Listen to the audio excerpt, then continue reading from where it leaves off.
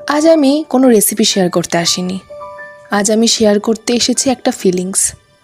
আমরা যারা এই 20 বছরের বয়সী আছি, আমাদের লাইফটা বাইরে থেকে যতটা সুন্দর লাগে, ভিতরে কিন্তু ততটাই প্রশ্ন, স্ট্রেস আর ফ্রাস্ট্রেশনে ভরা। কখনো কিছুই ঠিকমতো হয় না, আবার কখনো মনে হয় আমরা নিজেরাই নিজেদের বুঝতে পারি না। আর ঠিক তখনই আমি ঢুকে পড়ি রান্নাঘরে। রান্নাটা আমার কাছে শুধুমাত্র খাবার বানানো না, এটা আমার কাছে একটা ছোট্ট এসকেপ, একটা শান্তির জায়গা। যখন আমি কিছু কাটছি, মশলা খুঁজছি বা রান্না করছি, মনে হয় সব টেনশন ধীরে ধীরে কমে যাচ্ছে। এই ছোট্ট ছোট্ট মুহূর্তগুলোই আমাকে আবার নিজের কাছে ফিরিয়ে আনে। হয়তো এটা আমার থেরাপি, এক প্লেট খাবার না, এক প্লেট শান্তি। So today I am not cooking just food, I am cooking for my peace.